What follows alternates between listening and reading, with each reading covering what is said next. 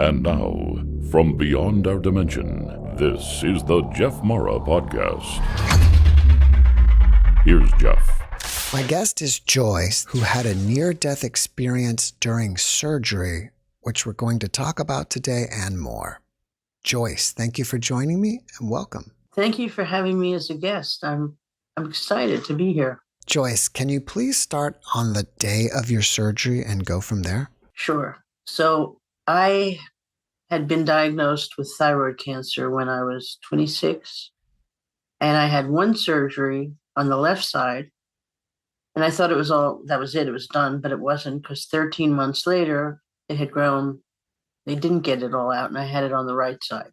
So I had to go back for another operation. And the doctors that I had chosen, unfortunately, there was a hospital strike in New York City like that month. So I had to go to someone else in Long Island. And I remember clearly I was terrified of him.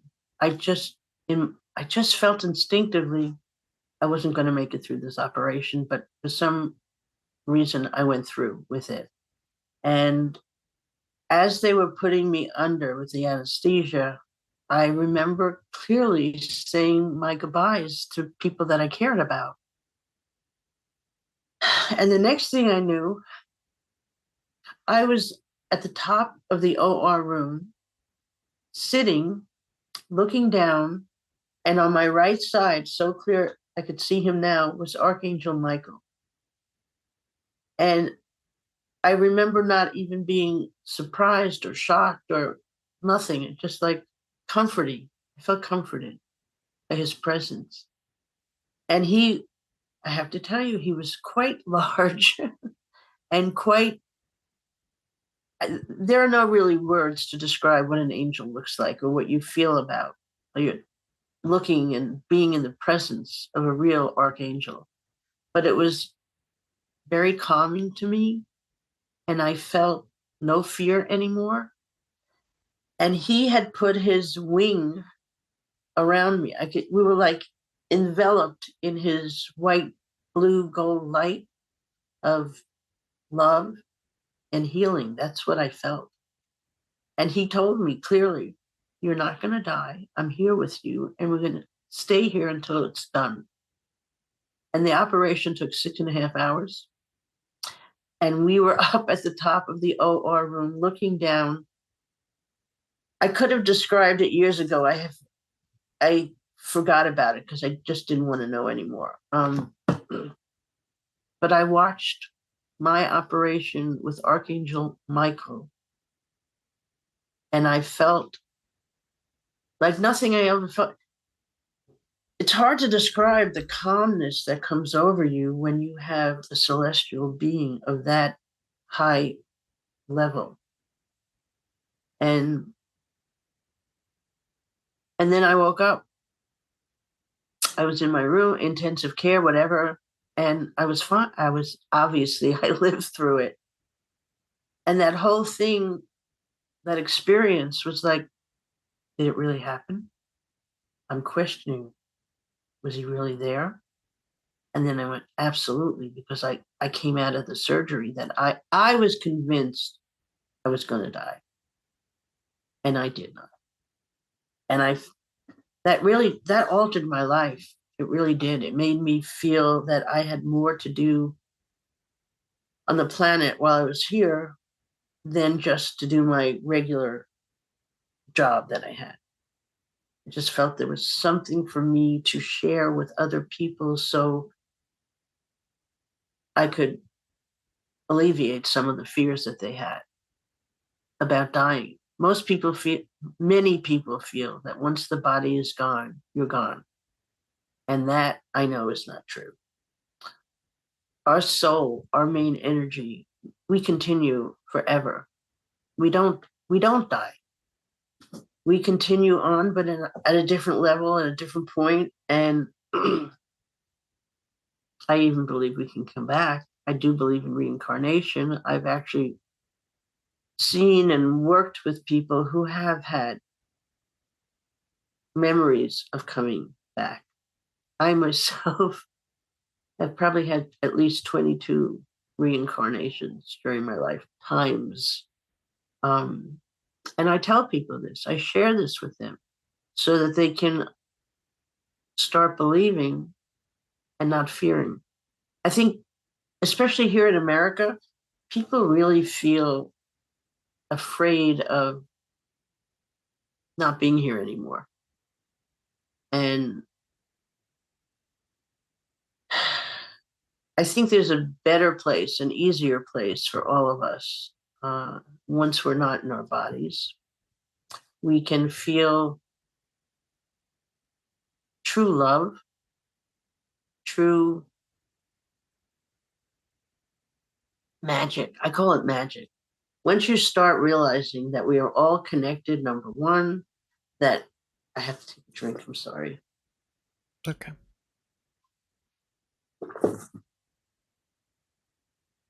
There is a journey that we each individually have to take in this life. And it takes us to the next level of where we should be. This is in my opinion. I know you said there are no words to describe Archangel Michael, but can you try? Yeah, because he's right here in the room with me now. He's quite large. That's how I see him. And he's beautiful. And he has long, curly, wavy blonde hair, like below his shoulders, with the most blue. Oh my God, his eyes are brilliantly blue, like azure blue, like the Greek Ocean. They're clear and they're so full of, he emanates love. That's just what I felt from him. The vibration was so high and so sweet and so warm and caring. And he does have wings, and they're huge, and they're very white and very comforting. He was actually he looked like he was dressed in white, but I don't know if he had white clothes on or it was just the light that he emanated. It was like nothing I've ever seen before or since. And I've seen angels, but they've been in human form. And he was kind. He was so kind, Jeff. I felt the safest I've ever felt in my life with him. Did you have any other conversations with him? And if so, do you remember them? You know, it's all mental telepathy. You don't hear words spoken. And I do clearly remember him looking at me and telling me I was safe, I was going to wake up, and that the cancer would be gone. And even though it was a 6.5-hour operation, I have to tell you, the time went boom, like that. It was just so quick. I didn't feel it was that long. And I know it was his presence that did that. After the operation, did you tell anybody that you had this NDE? Are you kidding? Everybody thought I was crazy anyway. She talks to animals. She does energy work. And she talks to angels and they talk to her. Yeah, right. No. And I lived in Manhattan, don't forget. One of the most jaded cities of all at that time. I don't know. I didn't even tell my best friend. No, not for a long time. Before we started recording, you mentioned that you were psychic. After this experience, did you have any other new abilities? I believe what happened was, because of that experience, I believed 150% in this whole thing. I really found that this put me over into a whole other different level of belief and wanting to do this work and wanting to help other people learn about this and deal with their traumas and their fears. So I would say yes, it definitely affected me emotionally and spiritually. I've never been a very organized religion type person, but spiritually, I have always believed that there's more it's not just this life. It's just not this life that we have in our bodies. There's a lot more going on beneath the surface, if you will. And more, I began to have interactions with those who have passed over, or even those who were stuck here. I have actually helped some souls pass over because they were stuck here on the Earth plane rather than going to where they needed to be. One of those was a little girl. I'll never forget her. She had to be 8 years old, Victorian clothes. It was what she was wearing. And she was stuck in one of my clients' retail stores down in Fort Lauderdale. This woman called me and said, my place is haunted. Can you come and get rid of it? And I went, well, I'll try. I don't know, but I'll try. And I get down there, and where she told me she thought something was, there was nothing. But as I'm walking back towards the front of the store, I felt like my arm being pulled into a dressing room. And sure enough, there was this child who had been dead since close to 1900. And she and I started talking, and she told me she couldn't find her cat. She wasn't leaving without her cat. And so that's what I did for her. I actually found her cat. The cat and she reunited. And next thing, oh my God, Jeff, I saw them walk into the light. Both of them. And I stood there, and I who always have something to say, could say nothing. I was so taken by the moment. Number one, that I did this, that I was able to help with my energies around me, helping me guide her to her freedom, if you will. And she was stuck here for years. That I believe in everything. There's nothing you can tell me that I wouldn't believe. I believe in spaceships because I've seen them. I've seen aliens in people. Those of us walking around here who are open, we see and hear a lot. I've had people ask me, well, if they talk to you all the time, are you going crazy? Does it make you nuts? Can you rest? Good question. I do. I tell them, you have to leave me alone today. I can't do it. And they do. There is a control button for this. Or those of us who are here would go crazy. Tell us about some of your other NDEs. They involved car accidents, both of them. One, I was a passenger in a car with a friend of mine up in Woodstock, New York, and we were coming back to our accommodations. My friend drove off the road, and we hit a giant boulder on the side of the road. On my side, of course. And I remember going through the windshield and getting knocked out. And I don't really remember much of anything after that because I definitely had a huge concussion, but I was gone for a few minutes. And I felt and heard my friend Andrea, who had passed years before. I felt her arms around me and hugging me. And she said, I'm here with you and you will walk away from this. And I did. And that was, I thought it was gone. There was another. I felt gone. I felt light. I felt warmth. I felt a whole different physicality. But she told me, all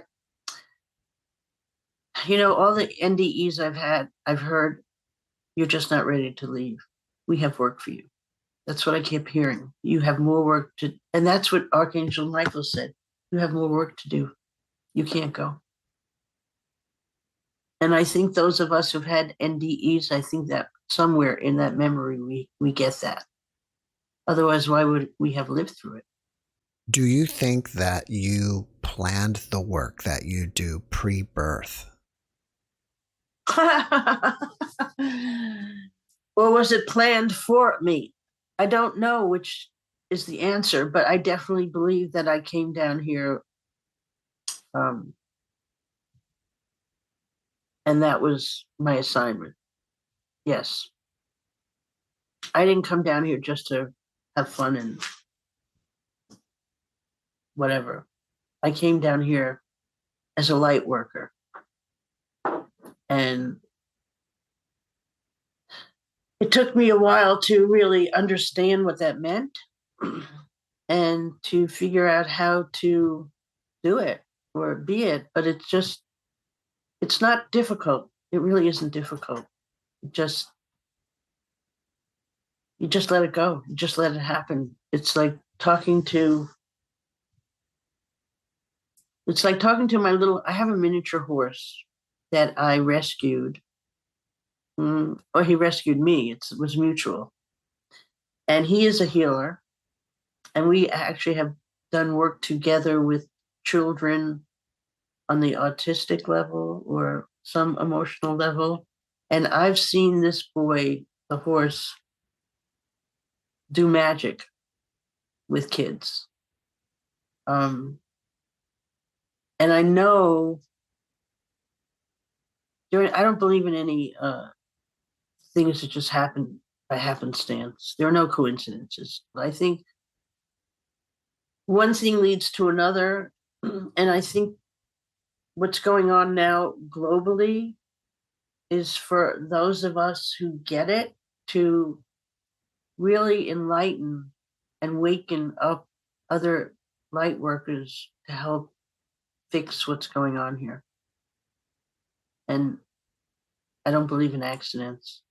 Now, you've had another NDE where I believe you saw your mother on the other side, right? My mom, Shirley is her name. She has come to me multiple times since her passing. And this was a terrible car accident that I had here in Florida. And my car flipped 3 times, landed upright. And as I was flipping, I remember holding onto the steering wheel really tight. And I remember things that I said. And all of a sudden, my car filled with that light, that white light that is indescribable. And my mom had her arms around me. And she was telling me, again, I'm going to make it through. Do not be afraid. I'm here with you and you will be fine. And the car landed actually right side up, but there was only one tire left. All the windows were broken. The car was totaled.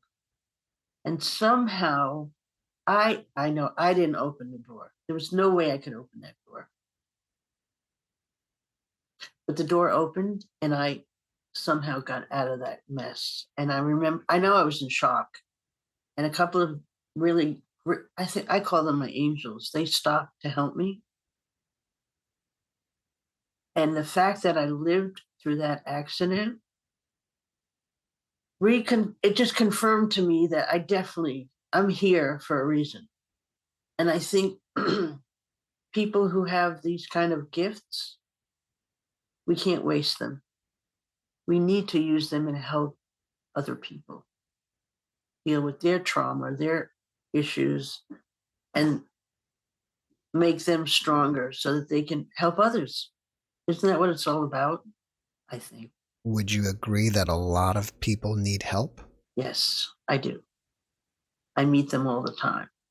And I talk a lot to people, just casually in a store, in the street. And it's interesting. I don't know if it's just me or the fact that I'm reaching out to them in a casual way, but they stop and talk to me. And I could see a difference in them when we walk away from each other.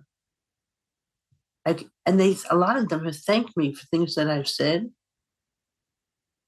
Sometimes, Jeff, I wonder who the hell I am, where I came from. I do. It's like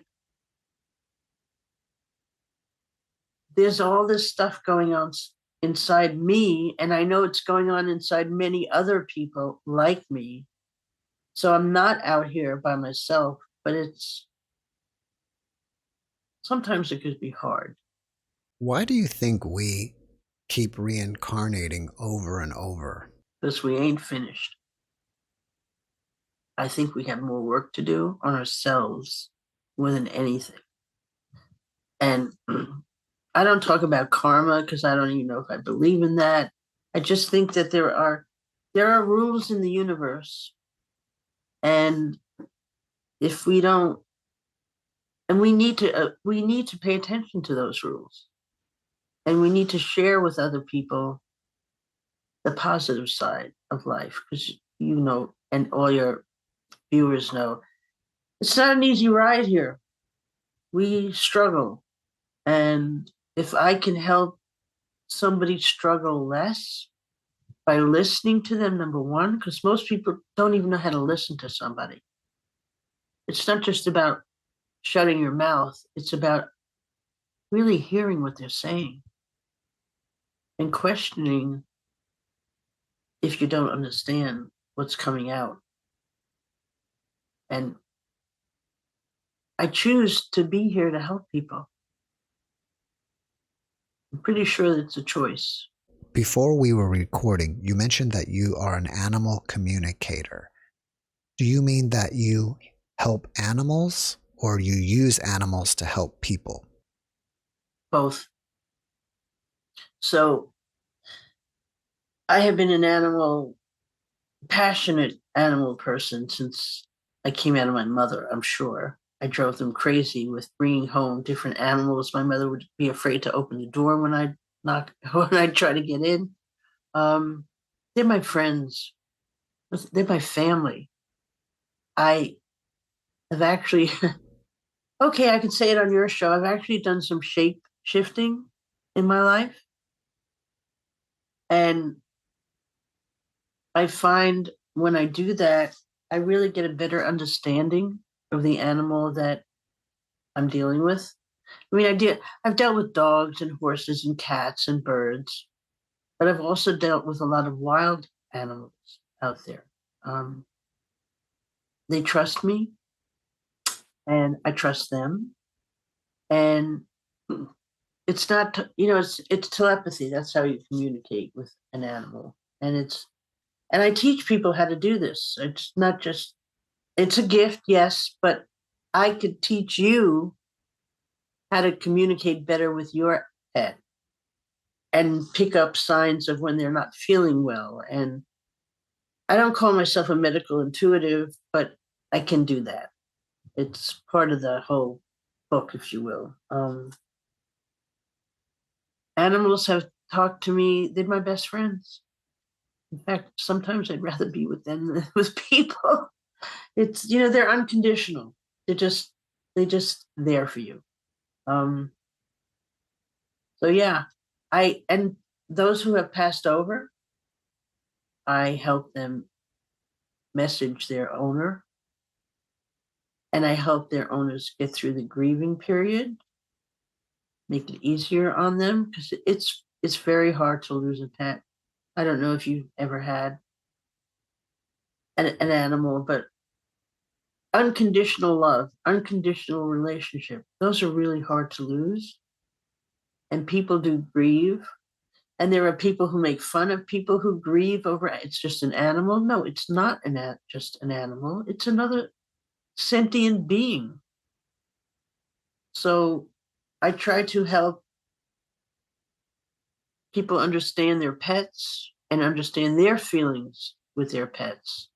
I had a woman get in touch with me yesterday about her cat, who was quite ill.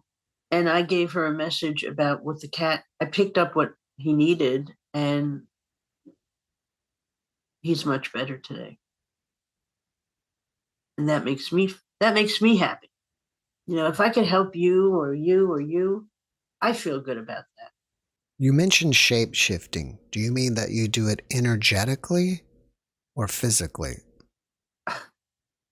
I don't look like a horse when I shift, but I feel I do. I feel I do.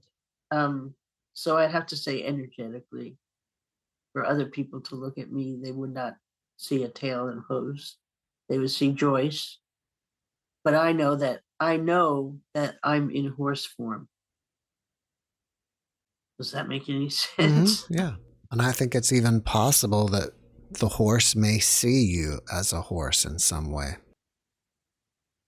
Yes, that happens on their side. Yes, but there's animals are so evolved in the level of compassion and understanding and love.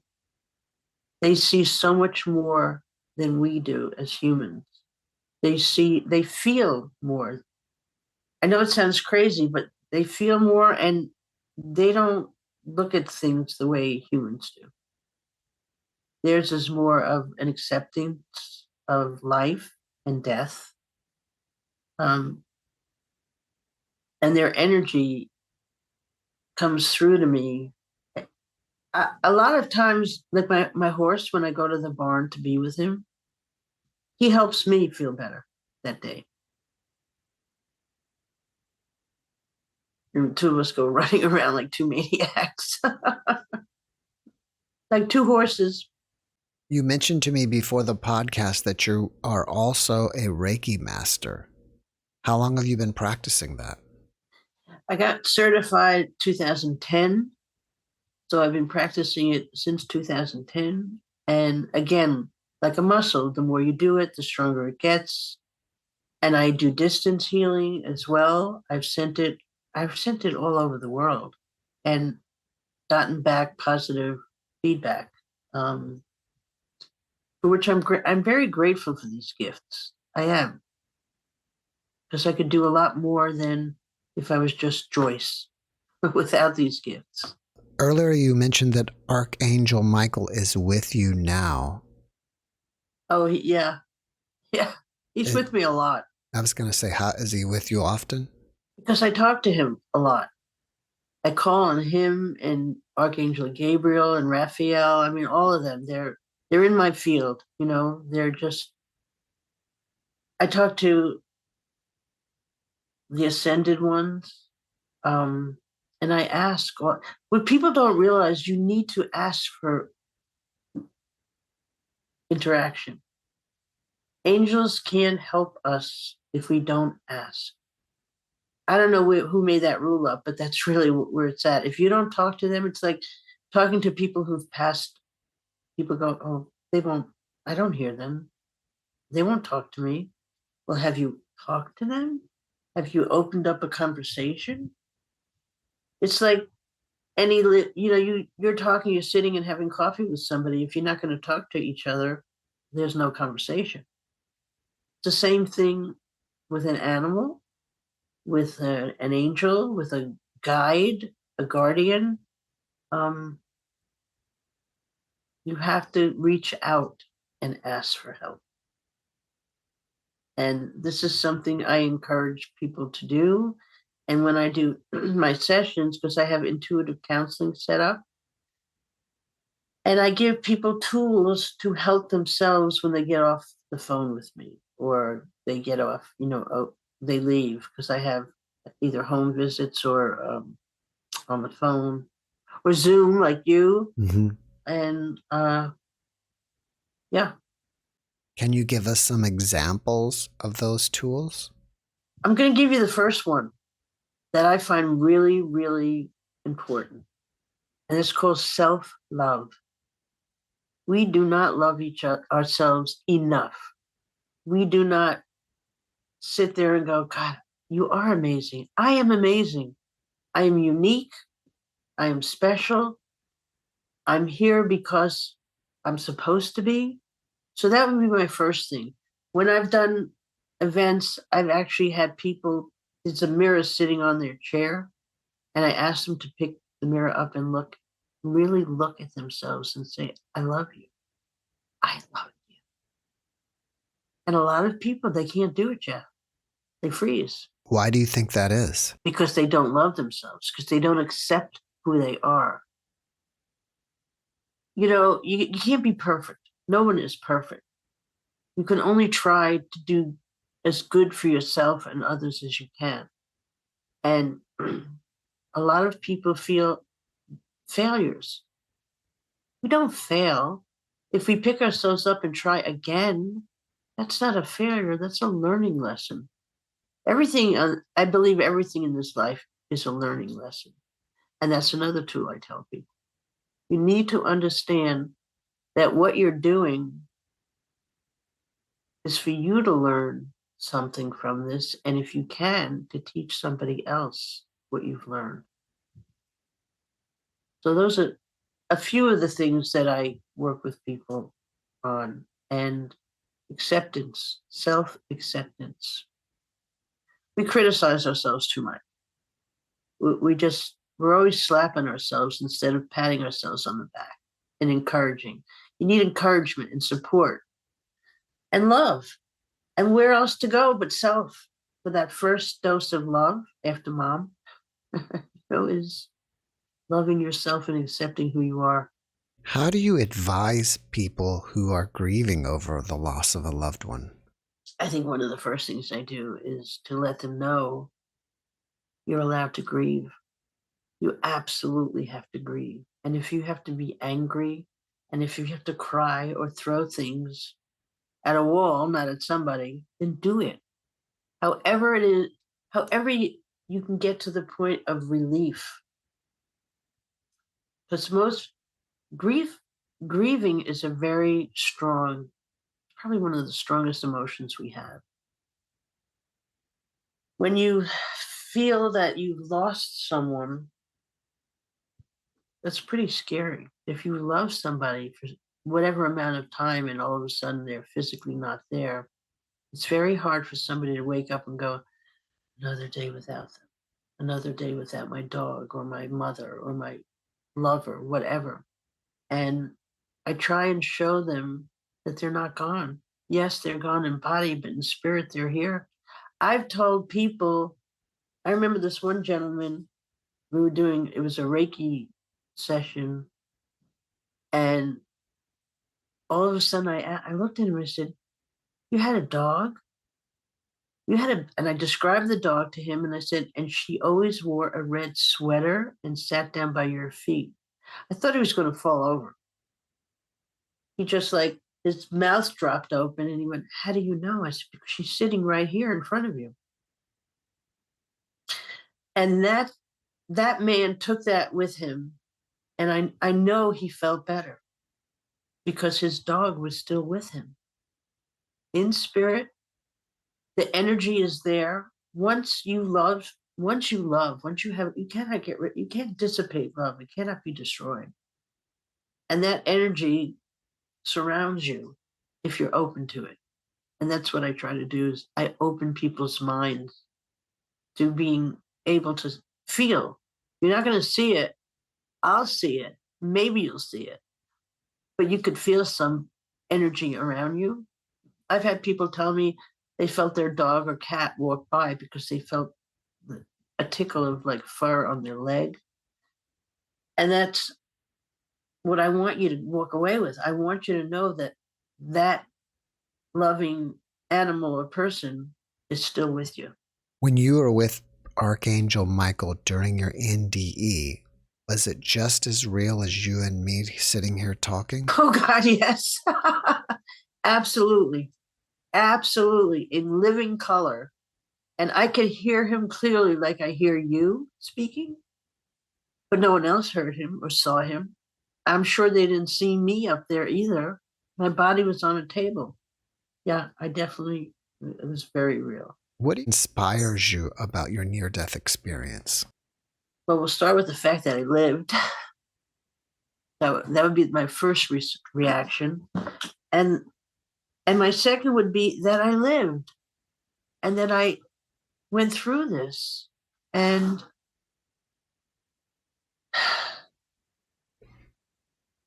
there is more meaning here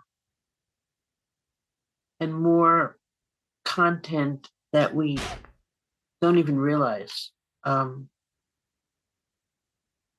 It's like There are things in life we can find it hard to believe. Truth is stranger than fiction, always, in my mind. When you asked me about one of my NDEs, and it was my mother was there. My mom, since when she passed, the morning she passed, she called me. Sitting in the dining room with my aunt, my uncle, my daughter, and another woman, my phone rings at 6 o'clock in the morning.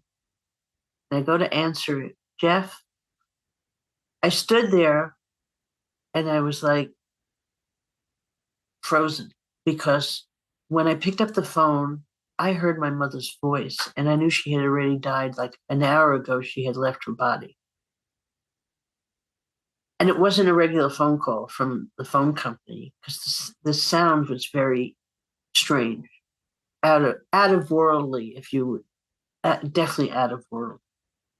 And I heard my mother tell me that she loved me and that she was fine and healthy and I shouldn't cry.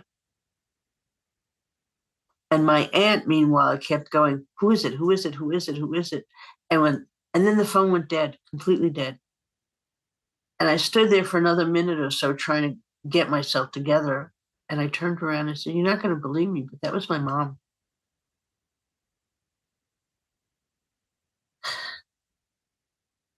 And they were stunned. I was stunned for weeks after that she had been able to reach out to me in that way. It was magical for me. These are the kind of things that happen to me a lot in my lifetime. I've had, would you call that a near-death experience? I don't know. I was there with my mother, wherever she was. I was there for that few seconds on the phone. I've had situations with my best girlfriend when she passed. She came and she picked me up and took me all of a sudden we were in a car, and the next thing I knew, we were sitting at a table at a cafe and food was on the table. And I'm like, Andrea, how is this happening? And she laughed at me. She says, anything you want, you can create, you can manifest anything. And that experience set me in a whole different direction. How can I manifest being in heaven? How can I manifest sitting at a table with my physically dead friend and enjoying a visit with her? There is so much out here that we do not understand. And I don't think we have to. I think we just have to go with it, ride with it, if you will,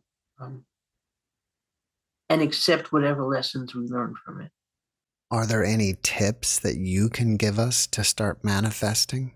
Sure, I can try. The thing I say to most people, because nobody breathes, you could see it. Everybody's like tense and stressed, and you can't do anything with your body and your mind if you're all stressed out. So I tell people, please breathe. Take a deep breath in. And as you're taking that breath in, see all the junk that's making you crazy and tense, and then let it out. But don't just let the breath out. Make a sound, like, get it out. And do that maybe 3 or 4 times and get yourself into a meditative state where you're now feeling so relaxed that you take it from the top of your head all the way down to your toes, relaxing and traveling. I do a lot of travel meditations, and I bring people there with blue white light, the ascended ones. I take them gently through the roof and up, elevate, just keep going up. It's great. Or I will go down in the earth to the rock people and to the fabulous lights down there. That this blue light, for me, everybody sees something different, in my opinion. But I think the energy base is the same. It's all about healing and helping and loving and kindness. The things that we need so much more of in this world now is to look at someone else. I mean, I'll walk down the block and I'll feel someone's pain. I'll see them and I'll go, oh my God, this is going on with them. And if I feel that they'll accept it, I'll kind of walk up and start an easy conversation with them and try to give them some tips without them even realizing it, to help them get through the day. I think a simple compliment to somebody. Wow, you look great today. I've done that with strangers that I don't even know who they are, but I'll see a woman in a great outfit or great shoes, her hair's done, and I'll walk up to her and tell her. And it's interesting, their reaction is always like, they take a step back. What? And they think about it and they look at me and they thank you. Thank you. And I could just see this stress. Because who am I? I'm a stranger. I walk up to you and I tell you you look beautiful today.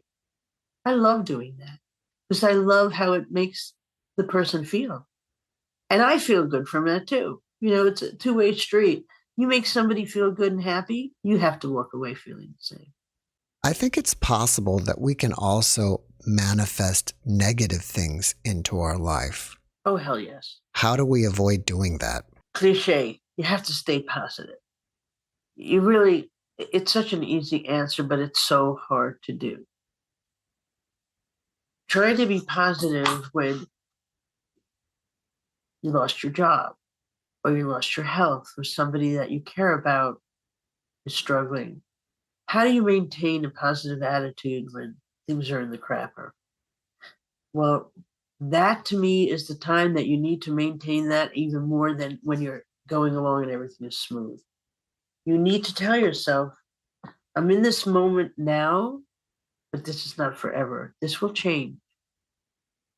This will change. Nothing is permanent. Nothing is forever. And where do you go that makes you happy? Do you like being at a beach? Do you like being in the forest? Do you like being, in the city? What takes you into a place of happiness for your heart and your mind? I do that with people a lot. And that stops them because then they have to think. You make them think of what makes them feel good. And once I get them there, I can get them into a meditation. And we work on it from there. But it's something you have to do every day. I tell people, please meditate daily. I can't. I can't stop the monkeys in my head. Can you do it for 1 minute? 1 minute. And I usually I work a lot with crystals and different stones. I love rocks. And I give people that I work with, I'll give them like a handful of stones for them and tell them, I want you to take a different stone every day. I don't care if you do it in the morning or at night, and I want you to sit there and try to meditate.